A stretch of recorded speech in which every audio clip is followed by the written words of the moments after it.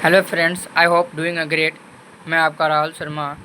मेरे channel study bye RS में आपका वेलकम है।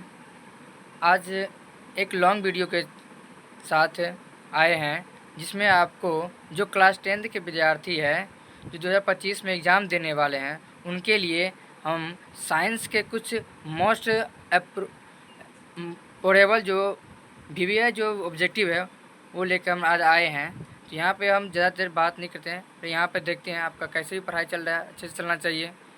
यहाँ पे देखते हैं, चलिए ऑब्जेक्टिव को देखते हैं। सबसे पहला ऑब्जेक्टिव है यहाँ पे लेटेक्स पाया जाता है। तो लेटेक्स किस में पाया जाता है? तो कनेर में। कनेर एक फूल होता है यानी पुष्प होता है जहाँ पर ये लेटेक्स पाया जाता है।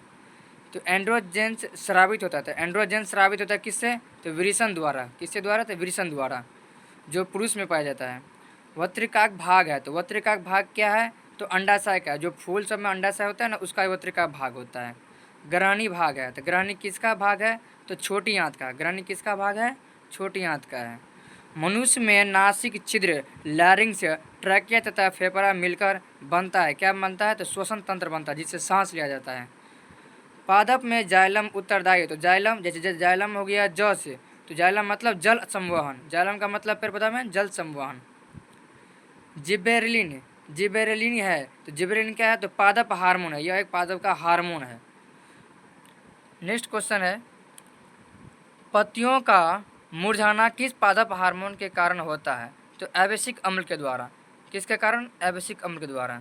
यहाँ पर कुछ रसायन शास्त्र का अभिक्रिया दिया गया है। यहाँ पे Zn+CuSO4 यानी जिंक कॉपर सल्फेट, इसका प्रतिफल यहाँ पे है जिंक सल्फेट प्लस कॉपर। ऊपर दिए गए रासायनिक अभिक्रिया किस प्रकार की है? तो यह एक विस्थापन अभिक्रिया। किस प्रकार की? तो विस्थापन अभिक्रिया है। यहाँ पर है कि आधुनिक आवर्त सारणी में दाईं से बाईं ओर जाने पर आकार बढ़ता है या घटता है? तो इसका आकार क्या होता है? बढ़ता है। तो आधुनिक आवर्त सारणी में दाईं से बाईं ओर जाओगे तो तत्व का आकार क्या होता है? तो बढ़ता जाता है। जैसे कि यहाँ पर देखो हाइड्रोजन रहता है, तो हाइड्रोजन के बाद आगे जाओगे तो कार्बन, इसका कार्बन का ऑक्सीजन, परम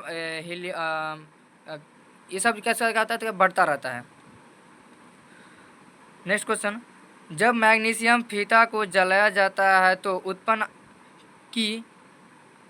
आग की लौ होती है चमकीला उजाला। चमकीला उजाला। एथेन का आणविक सूत्र है C2H6। इथेन का आणविक सूत्र है C2H6। इसमें है क्या है? तो इसमें 7 सहसंयोजक बंधक है। इसमें क्या है? 7 संयोजक बंधन है। 13 नंबर, शल्य चिकित्सा में टूटी हड्डियों को जोड़ने के लिए प्रयुक्त होने वाला रासायनिक पदार्थ का नाम है प्लास्टर ऑफ पेरिस। क्या नाम है? Plaster of Paris. जो हड्डियों को, जो हड्डी सब टूट जाते हैं तो उसमें जो गर्म प्लास्टर कहता है उसमें ये प्लास्टर ऑफ पेरिस लगाया जाता है। 14 नंबर है, निम्नलिखित में कौन सहसंयोजक यौगिक है? तो CH4, जैसे कि मेथेन बोलते हैं, यह क्या है? सहसंयोजक यौगिक है। ये क्लास 10th 2025 में जो बोर्ड देने वाले विद्यार्थी हैं, छात्र हैं, उनके लिए साइंस के VBI जो रिपीटेड ऑब्जेक्टिव टाइप रहता है VBI, वो आपको हम प्रोवाइड करवा रहे हैं। इसको चाहे आप कहीं भी रहे हैं, ऑब्जेक्टिव टाइप है। ऑब्जेक्टिव में आप कहीं भी अगर बिजी है, व्यस्त है, तो आप कान में हेडफोन लगा के कहीं भी घूम रहे फिर रहे हैं या अपने दोस्त के साथ हैं, तो आप ये वीडियो को अगर नहीं देखना चाहते तो आप इसको सुन तो सकते हैं ना। इसको कान में या हेडफोन लगा या एयरड्रॉप लगा के आप सुनकर इसको याद कर सकते हैं। आप अपने एग्ज़ाम के लिए तैयारी भी हो सकता है। और इसके साथ साथ ये जो वीडियो या कंटेंट जो हम आपको दिए हैं, उस कंटेंट को, इस वीडियो को, इस चैनल को, हमारे चैनल को सब्सक्राइब करिए और अपने दोस्तों को पास भी भेजिए ताकि उनके आपके साथ साथ ही उनका भी प्रिपेयर हो, यानी उसका भी तैयारी अच्छे से हो। चलिए नेक्स्ट क्वेश्चन की बात करते हैं हम। अमोनिया क्लोराइड का जलीय विलयन होता है। क्या होता है? तो उदासीन होता है। निम्नलिखित में कौन विद्युत का सुचालक है? ग्रेफाइट। निम्नलिखित में कौन विद्युत का सुचालक है? तो ग्रेफाइट है। फोकस दूरी 20 सेंटीमीटर के अवतल दर्पण की वक्रता त्रिज्या होगी। तो जब ये आपका फोकस दूरी यानी F दिया है और वक्रता त्रिज्या R पूछ रहा है, तो इस R और F का जो संबंध होता है, तो ये वक्रता त्रिज्या बोल रहा है, तो वक्रता त्रिज्या R, तो R बराबर होता है 2F। क्या होता है? R बराबर 2F। तो F आपको दिया हुआ है, तो R बराबर लिखेंगे 2 × F 20, यानी 20 दूनी 40। तो अब वक्रता त्रिज्या क्या हो जाएगी? 40 सेंटीमीटर हो जाएगी। कांच की एक समांतर पट्टिका पर श्वेत किरण तिरछी आपतित होती है। यानी कांच की एक समांतर पट्टिका पर श्वेत किरण तिरछी आपतित होती है। निम्नलिखित में कौन प्रथम आवर्तन के साथ घटित होगा? तो विचलन। क्या होगा? विचलन। 19 नंबर सवाल है, घरेलू विद्युत परिपथ में उदासीन तार का रंग होता है तो काला। क्या होता है? काला। नेक्स्ट क्वेश्चन पाएंगे, किस युक्ति में विभव वलय दिक् परिवर्तक का कार्य करता है? तो विद्युत मोटर में। सौर ऊर्जा को सीधे विद्युत में बदलने वाले युक्ति को कहते हैं तो सौर सेल। जो छत पे या खंभे और में लगा रहता है सोलर प्लेट, वही तो सौर सेल। जो क्या करते हैं तो ये एक ऊर्जा है, जैसे कि सौर ऊर्जा, जैसे कि सूर्य के प्रकाश को, उसको उस ऊर्जा का क्या करता है तो विद्युत ऊर्जा में चलता है, जिससे मोटर, पंखा इत्यादि सब चलते रहते हैं। एक विद्युत बल्ब के तंतु का प्रतिरोध 1200 ओम है और यह बल्ब 220 वोल्ट के विद्युत स्रोत से कितना विद्युत धारा लेगा? तो ये 0.18 एम्पियर लेगा, यानी 0.18 एम्पियर। नेक्स्ट क्वेश्चन पाते हैं, एक सेल का विद्युत वाहक बल यानी इलेक्ट्रोमोटिव फोर्स 1.5 वोल्ट है, तो 1 कूलम आवेश गुजारने पर कार्य होगा। तो गुजारने पर क्या कार्य होता है? 1.5 जूल होगा, यानी उसको मल्टीप्लाई कर देना है, यानी CV हो जाता है। जब ये जूल बोलेगा तो ये CV हो जाता है। इंद्रधनुष रंगीन क्यों होता है? तो ये जल कण द्वारा श्वेत प्रकाश के वर्ण विक्षेपण के कारण होता है। किसके कारण? तो जल कण द्वारा श्वेत प्रकाश के कारण के वर्ण विक्षेपण के कारण होता है। 25 क्वेश्चन में आएंगे कि जीन शब्द किससे प्रस्तुत किया गया? ये जीन बायोलॉजी सब्जेक्ट का है। ये जीन शब्द किससे प्रस्तुत किया गया है? तो जोहेंस ने। जोहेंसन एक सेंटेंस थे, वैज्ञानिक थे, वो जीव विज्ञान के, उन्होंने जीन का शब्द दिया था, यानी जिनका पर अध्ययन किए थे। 26 निम्नलिखित में किस में द्विखंडन नहीं होता है? देखिए, ईस्ट में, यूग्लिना में और अमीबा में, ये तीनों में क्या होता है? द्विखंडन होता है, यानी बायलैंगुअल होता है, बायलिंगन होता है, लेकिन पैरामीशिया में द्विखंडन नहीं होता है, यानी जो उसको बोलते हैं। तो 26 ये बायोलॉजी का है। और नेक्स्ट पेज में हम आते हैं, नेक्स्ट क्वेश्चन देखते हैं। 26 के बाद हम 27 में देखते हैं।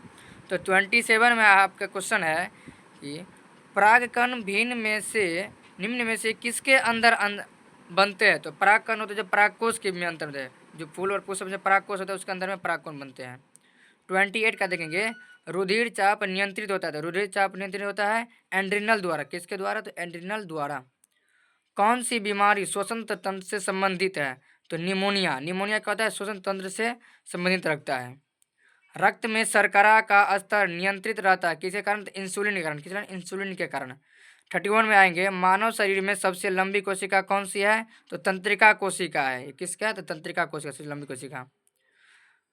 मुख गुहा में आहार का कौन सा भाग पाचन होता है? तो कार्बोहाइड्रेट। मुख गुहा में आहार का कौन सा भाग पाचन होता है? तो कार्बोहाइड्रेट। नेक्स्ट क्वेश्चन आएंगे 33 में, खड़िया का रासायनिक सूत्र क्या है? तो खड़िया का रासायनिक सूत्र है CaCO3, यानी कैल्शियम कार्बोनेट, जिसको चूना भी बोलते हैं। निम्नलिखित में कौन सी धातु सर्वाधिक तन्य है? तो कौन सी धातु सर्वाधिक तन्य है? तो सोना, यानी तन्य मतलब होता है जिसको हम पीट सकते हैं और बढ़ा सकते हैं, जो तन्य जो सोनार के पास रहता है, यानी इसको आकार को बदल देते हैं। पेंटेन जिसका अनुसूत्र C5H12 है, के कितने संरचनात्मक समयावधि संभव है? तो इसके 3। कितने? 3। 36 क्वेश्चन देखेंगे, अभिक्रियाशील समूह CO ये डबल बॉन्ड को समूह है, तो ये होगा कार्बोक्सिलिक समूह। ये किस प्रकार का समूह है? C के साथ 2 समूह जुड़ा हुआ, किस प्रकार का है? तो कार्बोक्सिलिक समूह है। कोई धातु ऑक्सीजन के साथ अभिक्रिया कर उच्च गलनांक वाले यौगिक बनाता है, यह यौगिक जल में विलय है, तो वह तत्व निम्नलिखित तत्वों में से कौन हो सकता है? तो कैल्शियम। कौन सा तत्व होता है? कैल्शियम होता है। मालाचाइट किस धातु का अयस्क है? तो मालाचाइट कॉपर का है। तो मालाचाइट किस धातु का अयस्क है? तो मालाचाइट कॉपर, यानी Cu का है। नेक्स्ट क्वेश्चन 39 के देखेंगे, लोहे पर जिंक परत लेपित करने की क्रिया को कहते हैं गैल्वेनीकरण। तो जिंक परत इसलिए लगाते हैं लोहे पर ताकि उसमें जंग नहीं लगे और हमारा जो मूल लोहा है वो मूल ओरिजिनल ही रहे, तो गैल्वेनीकरण करते हैं, इस विधि को बोलते हैं। नेक्स्ट क्वेश्चन 40 को देखेंगे, सिरका में निम्न में कौन सा अम्ल पाया जाता है? तो सिरका में एसिटिक अम्ल। देखो, ये जो अम्ल के बारे में है ना, ये पूरा अच्छे से पढ़ लें, जैसे फॉर्मिक अम्ल, गंधकाल, यानी मनुष्य के रक्त में, मनुष्य के पेशाब में इत्यादि जितने भी है सबका अम्ल है, इसको याद कर लेना अच्छे से। ये सब में से VBA क्वेश्चन आने वाला ही है ऑब्जेक्टिव के लिए। नेक्स्ट क्वेश्चन 41 में आएंगे, वायु का निरपेक्ष अपवर्तनांक वास्तव में होता है। तो वायु का निरपेक्ष होता है कितना, तो 1 के बराबर होता है।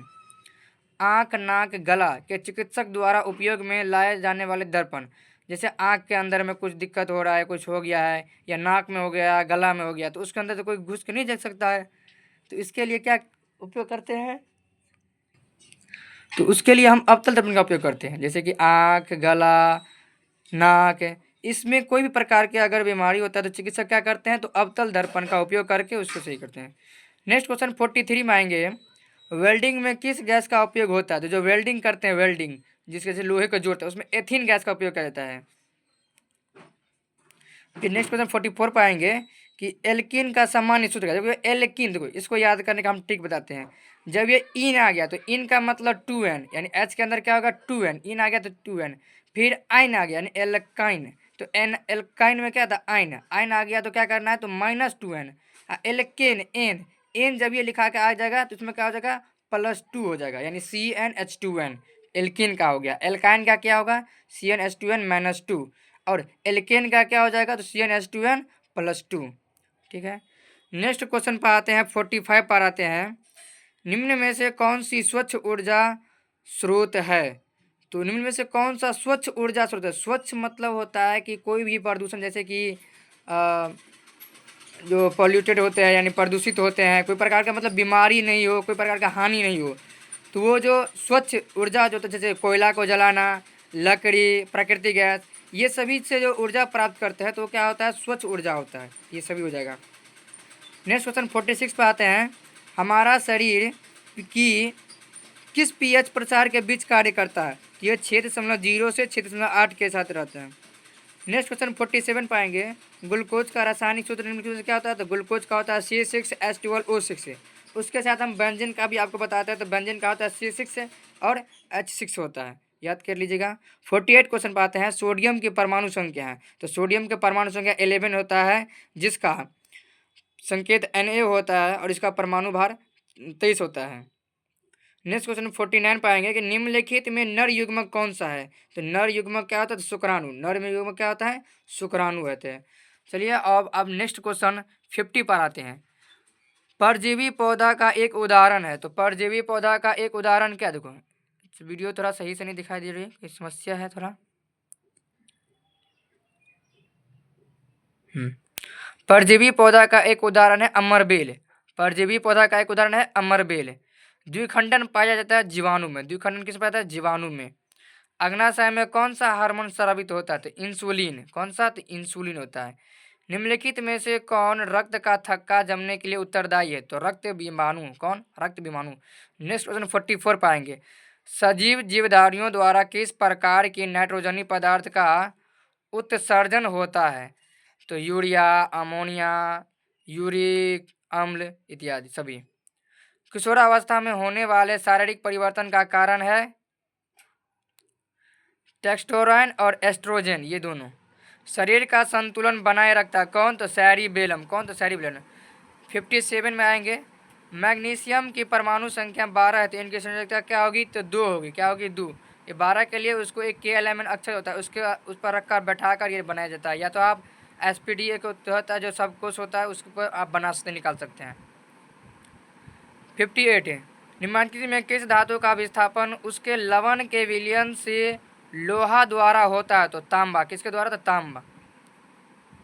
एथिल एल्कोहल का व्यापारिक उत्पादन किस रासायनिक क्रिया द्वारा किया जाता है। तो किण्वन। किसके द्वारा, तो किण्वन के द्वारा। नेक्स्ट क्वेश्चन 60 में आएंगे, काली चूना का रासायनिक सूत्र है। तो CaO, calcium oxide. CO calcium oxide. Iodine युक्त नमक है। तो आयोडीन युक्त नमक क्या है। 68 क्वेश्चन है, आयोडीन युक्त नमक है।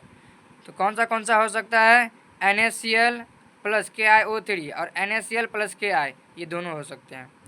नेक्स्ट क्वेश्चन 62 पर आते हैं, प्लास्टर ऑफ पेरिस का रासायनिक नाम क्या है। तो इसका नाम है कैल्शियम सल्फेट हेमीहाइड्रेट।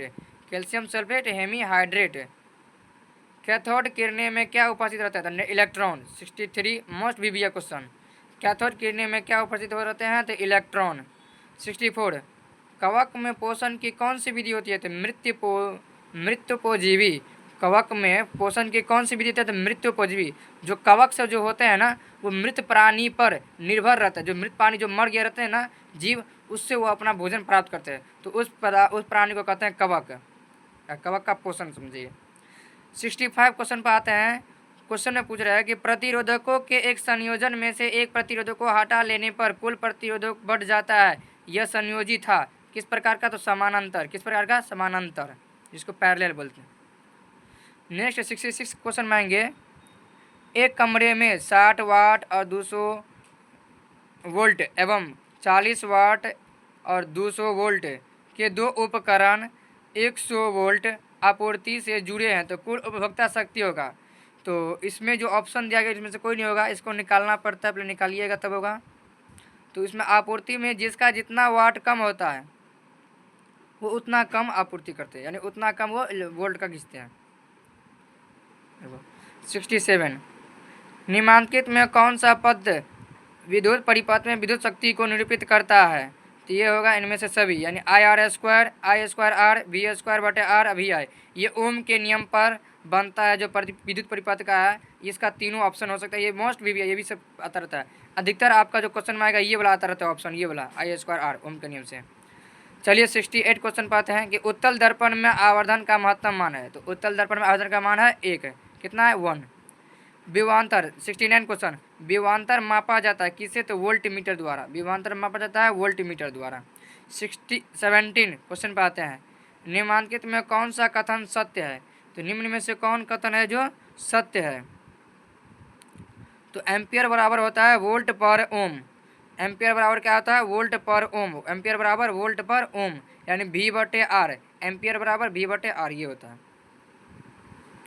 चलिए नेक्स्ट क्वेश्चन आता है 71 में। निम्नलिखित पदार्थों में चालक है, तो इसमें से चालक कौन है? एल्यूमिनियम है। कांच से आप बताओ इलेक्ट्रॉन को फॉलो कर सकते हैं, यानी चार्ज अला सकते हैं? कांच में इलेक्ट्रॉन लगता है? नहीं। अभ्रक में नहीं, ये तो एक रासायनिक पदार्थ नहीं होगा। चीनी मिट्टी में, इसमें बिल्कुल नहीं। अगर इन तीनों वस्तु में अभ्रक, कांच, मिट्टी में रहता तो हम किसी से कांच का उपयोग अधिकतर करते हैं, चीनी मिट्टी का करते हैं, तो उसको जब भी हम छुएंगे तो हमको क्या होगा? आवेश प्रभाव होगा शरीर में, यानी करंट लगेगा। तो इन तीनों में नहीं होगा। तो निम्नलिखित पदार्थों में से कौन चालक है? तो एल्यूमिनियम। एल्यूमिनियम की सहायता से हम क्या कर सकते हैं? तो विद्युत को प्रवाह कर सकते हैं। चलिए अब नेक्स्ट क्वेश्चन पर आते हैं। 72 क्वेश्चन नंबर है। नाभिकीय ऊर्जा प्राप्त करने के लिए निम्नलिखित में कौन आवश्यक है? तो यूरेनियम। कौन है? तो यूरेनियम। निकट दृष्टि दोष को निम्नलिखित में किस लेंस के द्वारा हटाया जाता है? देखो इसमें यह है निकट, जो अगर आपको निकट की वस्तु नहीं दिखाई दे रही है तो आपको अवतल लेंस की आवश्यकता है। कौन लेंस की? तो अवतल लेंस लीजिए, आपको अवतल लेंस की। हाँ, इसी प्रकार अगर आपको दूर की वस्तु नहीं दिखा दिया है तो आपको उपचार के लिए उत्तल लेंस लीजिए, उत्तल लेंस लीजिए। और नेक्स्ट क्वेश्चन पढ़ते हैं 74 में। नेत्र में प्रवेश करने वाली प्रकाश किरणों का अधिकांश अपवर्तन होता है कहाँ? तो दृष्टिपटल के बाहरी पृष्ठ पर। नेक्स्ट क्वेश्चन 75 को देखेंगे। निम्नलिखित में कौन लेंस की क्षमता का मात्रक है? लेंस की क्षमता, तो लेंस की क्षमता क्या होता है? डायोप्टर होता है। इससे क्वेश्चन बहुत तरह आते हैं, जैसे कि आपको फोकस दूरी दिया, यानी फोकस दूरी कुछ सेंटीमीटर दिया, आप उसका क्षमता निकालिए। या आपको किसी लेंस का क्षमता दिया गया है तो आप उसके फोकस दूरी बताइए। ये सब ऐसे सवाल पूछेंगे क्वेश्चन में। मानव नेत्र में 76 क्वेश्चन। मानव नेत्र में किस प्रकार का लेंस पाया जाता है? ये तो उत्तल रहता है। किस प्रकार का? तो उत्तल।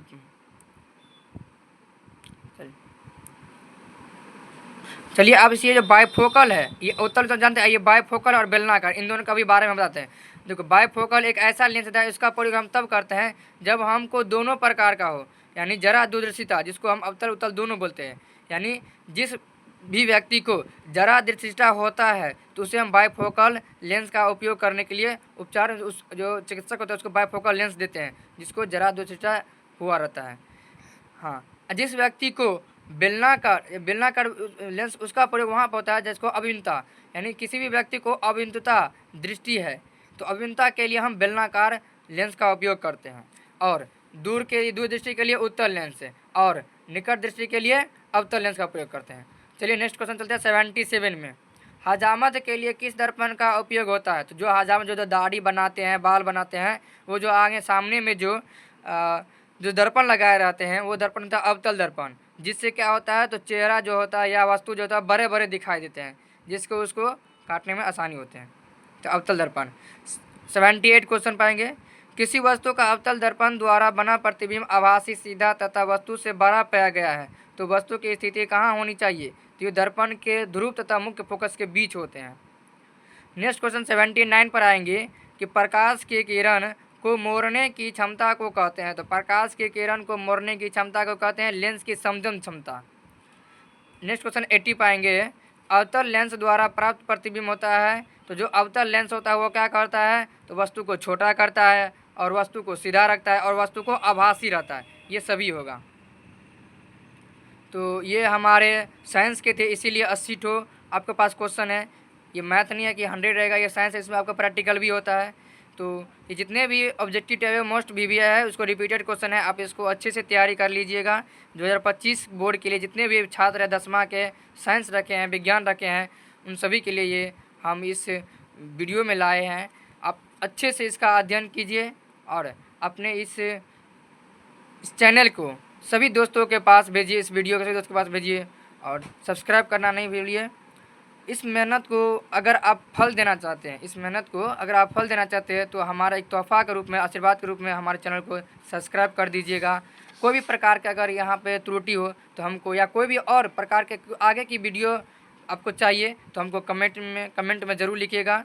तो हम आपको ये अगले वीडियो, हम यहाँ पे क्लास 11 12 साइंस के को भी पढ़ाते हैं। यहाँ पे इस पर हम वीडियो प्रोवाइड कर देंगे, 12 का भी वीवीआई ऑब्जेक्टिव सब प्रोवाइड कर देंगे और आपका जो 10th का है उसका भी हम ऑल सब्जेक्ट का हम यहाँ पे क्वेश्चन जो होगा वीवीआई सब्जेक्ट ऑब्जेक्टिव प्रोवाइड कर देंगे।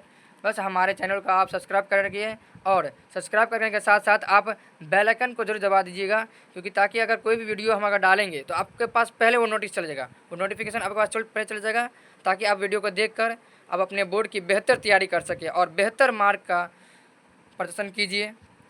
धन्यवाद।